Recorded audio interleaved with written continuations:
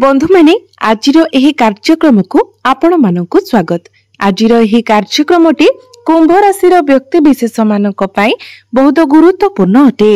वर्ष 2025 सरीबा पूर्वरु अर्थात अंतिम जो 3 मास रहिला अक्टोबर, नवेम्बर एवं डिसेम्बर, एही 3 मासरे आपनकु केउ सब फल प्राप्ति हेबो, आगामी 3 मास आपनक जीवन रे कोन सब बड़ परिवर्तन हेबो से विषय रे आजिर एही वीडियो रे आमे माने विस्तार भापरे आलोचना करिबा। आगामी 3 मास मध्यरे ग्रह मानकर स्थिति किपरि रहिबो, आपनक जीवन रे कोन सब बड़ परिवर्तन हेबार अछि, कारण एही 3 मास मध्यरे कर्म फलदाता न्यायर देवता शनिदेव बक्रीरु मार्गी हेबाकु जाउछन्ते। देवगुरु बृहस्पति मध्य महापरिवर्तन करिवे एवं बक्रीरु मार्गी मध्य हेबे।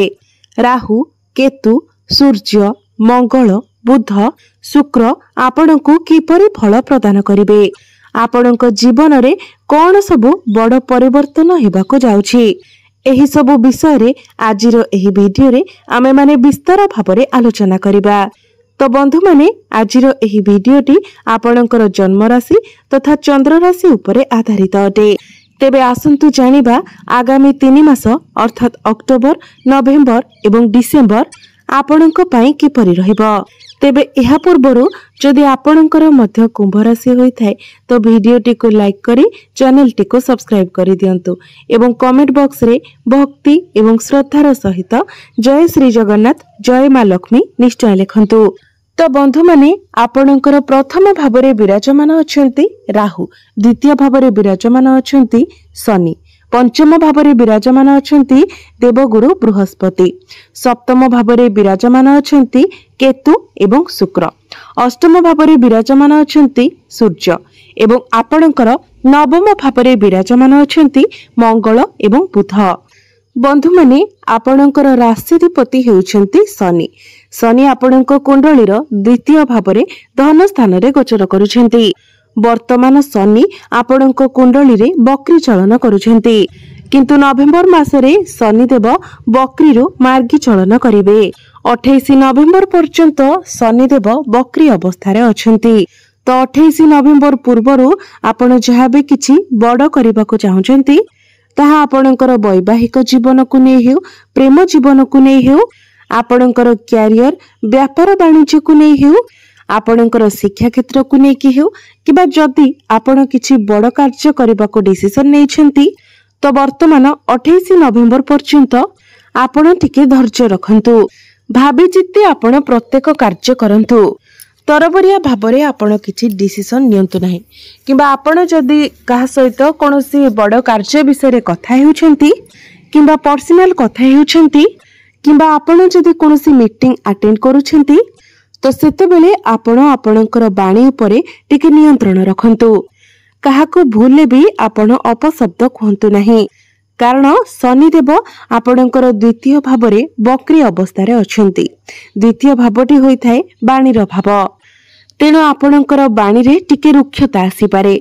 तेणु बेले बेले एमिति होई पारे जे तरबरिया भावरे आपण काहाको एपरि किछि कहि देई पारंती किबा एपरि किछि काम करि देई पारंती जहा पई परवर्ती समय रे आपणको पश्चाताप करबाको पड़ी पारे।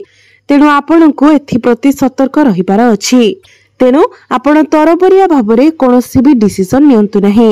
एहा व्यतीत शनिदेव आपणकर द्वितीय भावरे थिबा कारणरो आपण एपरि किछि जिनिस किनि पारंती जहा दीर्घ दिन धरि आपण मनरे भाबिथिले ताहा मध्य आपण क्रय करि पारंती। कोनोसी लौह जातीय जिनिस आपण क्रय करि पारंती, कोनोसी जानवाहन मध्य आपण क्रय करि पारंती, कोनोसी मेसिन जातीय जिनिस मध्य आपण क्रय करि पारंती, किबा आपण आपणकर घर पई किछि बड़ जिनिस मध्य क्रय करि पारंती। वर्तमान आपणकर राशि रे शनि 7.5 अंतिम चरण चालुछि। शनि आपणकर चतुर्थ भाव, अष्टम भाव एवं एकादश भाव को दृष्टि देउछंती। बंधु माने चतुर्थ भावटी होई थाए मातांकर भाव। तो आपणकर मांकर बैक पेन, आंठुगंठी बोली आंठुगंठी रे जंत्रणा बोली किछि समस्या देखा दे पारे। आपणकर मांकर गोइठी रे किछिटा समस्या देखा दे पारे। हाड़ संबंधित किछि समस्या मध्य देखा दे पारे। सेथिपाई आपण आपणकर मांकर जत्न नियंतु। 28 नवेम्बर परे जेतेबेले शनिदेव बकरी मार्गी चलन करिवे तो आपणक जीवन रे जहाँ सबु समस्या लागि रहिछि से सबु धीरे धीरे दूर हेबाकु लागिबो। सर्वप्रथमे तो आपणकर जहाँ भी किछि बैंक बैलेंस अछि इनकम अछि सेथिरे आपण ग्रोथ देखिबाकु पाइबे। आपण टंका संचय करबाकु आरंभ करिवे। आपणकर डेली इनकम बढ़िबो। आपण कोनोसी स्थान रे किछि बड़ इन्वेस्टमेंट करी सेतिरु लाभान्वित होई परिबे। एहा व्यतीत जदि आपणक मांकर स्वास्थ्य रे किछि समस्या लागि रहिथिला से सब मध्य आपणकर दूर होई जिवो। शनि जेतेबेले मार्गी हेबे तो सेतेबेले से तांकर जो स्थान रे गोचर करूछंती आपणको सेही स्थानर फल प्रदान करिवे। शनि मार्गी हेबा परे जो माने ऑनलाइन डिजिटल क्षेत्र रे काम करूछंती फाइनेंस क्षेत्र रे काम करूछंती सेमानंकु बहुत अधिक सफलता प्राप्ति हेबो। एही समय रे आपणंकु टिके अधिक यात्रा करबाकु मध्य पड़ी पारे। आपणंक मध्य रे साहस एवं पराक्रम बढ़िबो। आपणंकर बाणी रे मधुरता आसीबो। लोक माने आपणंकर बाणी द्वारा आपणंक आडको आकर्षित हेबे। एबे आसंतु जानिबा देवगुरु बृहस्पतिंक विषय रे। गुरु वर्तमान आपणंकर पंचम भावरे विराजमान अछंती। 19 अक्टोबर रु नै 3 नवेम्बर पर्यंत बृहस्पति आपणंकर षष्ठ भावको चलन करिवे। पुणी 3 नवेम्बर को गुरु मार्गी रु बकरी चलन करी आपणंकर पंचम भावरे प्रवेश करिवे। बंधु माने गुरु हेउछंती आपणंकर द्वितीय भाव अर्थात धन भावर अधिपति एवं गुरु आपणंकर लाभ भावर मध्य अधिपति अटंती। तो 19 अक्टोबर को गुरु जेतेबेले आपणंकर षष्ठ भाव को प्रवेश करिवे कुंभ राशि व्यक्ति विशेष माने जो माने कोनोसी कंपटीशन रे पार्टिसिपेट करबाकू चाहुछंती जो मानकर कोनोसी प्रतियोगिता मूलक परीक्षा अछि कॉम्पिटिटिव एग्जाम अछि तो सेतिरे आपणंकु सफलता प्राप्ति हिबो। जो माने बेरोजगार अछंती सेमानंकु नूतन कर्म मध्य प्राप्ति होई पारे। जदि आपण उच्च शिक्षा करिबा पई बाहर को जाउछंती एवं जो माने भी विदेश यात्रा करने को चाहते विदेश रे रही कोनोसी काम कार्य करने को चाहते तो आपणक पई 19 अक्टोबर रु नै 3 डिसेम्बर पर्यंत समय बहुत भल रहिबो। आपणकर पाठ पढ़ा को नै आपणकर उच्च शिक्षा को नै आपण विदेश यात्रा करि पारंती। वैदेशिक कार्य गतिरु आपणको सफलता प्राप्ति हिबो। एहा सहित जेतेबेले बृहस्पति आपणकर षष्ठ भाव को आसीबे सेतेबेले आपणकर खर्च टिके बढ़ी जिवो किंतु ताहा आपणकर भल बाटरे खर्च हेबो। आपण कोनोसी धार्मिक कार्यकलाप रे निजर टंका खर्च करि पारंती। 19 रु नै 3 नवेम्बर पर्यंत गुरुंकर दृष्टि आपणकर दशम भाव उपरे रहिबो जहा फल रे एही समय मध्य रे आपणकर कैरियर रे किछि ना किछि बड़ परिवर्तन होई पारे। एही समय रे आपणकर प्रमोशन हेबार अधिक संभावना रहुछि। जॉब रे ट्रांसफर हेबार मध्य संभावना रहुछि किंबा आपणकु नूतन कर्म मध्य प्राप्ति होई पारे। जदि आपण फाइनेंस क्षेत्र रे अछंती आपण जदि मैनेजमेंट क्षेत्र रे अछंती टीचिंग लाइन अछंती काउंसलिंग रो काम करूछंती तो आपणकर भाग्य परिवर्तन हेबो। एबे आसंतु जानिबा राहु एवं केतु आपणकु केउ फल प्रदान करिवे। वर्तमान राहु आपणकर प्रथम भावरे अछंती एवं केतु आपणकर सप्तम भावरे अछंती। तो राहु आपणकर प्रथम भावरे थिबारो आपण किछि ना किछि काम को नै आपणक मध्यरे कन्फ्यूजन निश्चित भावरे आसुथिबो। आपण भ्रमित हेउथिबे कारण राहु हेउछंती भ्रमित ग्रह। आपण टिके नेगेटिव आड़ को जाउथिबे। रिलेशनशिप रे नेगेटिविटी आपण जदि विद्यार्थी अछंती तो शिक्षा क्षेत्र रे मध्य आपण को नेगेटिविटी आसुथिबो। आपणक मध्यरे नकारात्मक चिंताधारा आसुथिबो। सेति पई आपण ओवर थिंकिंग ठारो दूरे रहंतु। जेते पारिबे भ्रम ठारो आपण दूरे रहंतु नचेत आपण समस्या रे पड़ी पारंती।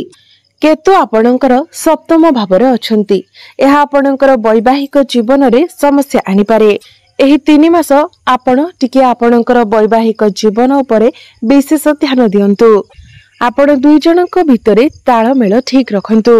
अंडरस्टैंडिंग भलो रखिबा पई चेष्टा करंतु। संपर्क को मजबूत बनाइबा को चेष्टा करंतु। शुक्र आपणकर 2 नवेम्बर ठारू संपूर्ण नवेम्बर मास जाक आपणकर भाग्य भावरे नवम भावरे चलन करिवे। तो नवेम्बर मासटी आपणको सबुठारो उत्तम फल प्रदान करिवो। संपूर्ण वर्ष भितरे नवेम्बर मासटी आपणको पई एपरि मास अटे जे मासटी आपणकर भाग्य बदली पारे।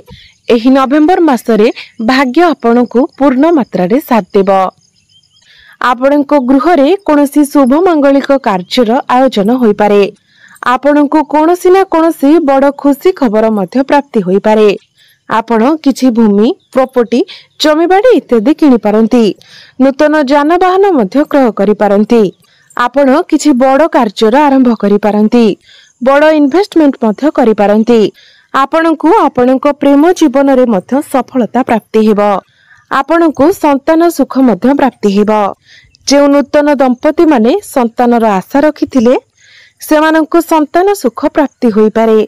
एवं जो मानकर विवाह बयस हो जाइछि सेमाननको गृह को विवाह प्रस्ताव आसीबा सहित विवाह फाइनल मध्य होई पारे। जदि आपण शेयर मार्केट स्टॉक मार्केट एवं ट्रेडिंग रे काम करूछंती आपणको आकस्मिक धन मध्य प्राप्ति होई पारे। एबे आसंतु जानिबा किछि उपाय विषय जो उपाय गुड़िक करबा द्वारा आपणकर जहाँ भी किछि समस्या रहउछि से सब दूर होइजिबो एवं आपणको अधिक मात्रा रे शुभ फल प्राप्ति हेबो। सेथि पई आपण प्रत्येक दिन शनिकर बीज मंत्र 108 थर जप करंतु। प्रत्येक दिन संध्या रे आपण हनुमान चालीसार पाठ करंतु एवं प्रत्येक दिन आपण सूर्य को तंबा पात्र रे जलार्घ्य अर्पण करंतु। आपणको अधिक मात्रा रे शुभ फल प्राप्ति हेबा सहित आपणकर भाग्य रे मध्य उन्नति आसीबो। तो बंधु माने आपणकर जीवन मंगलमय हेउ एहा ही ईश्वरक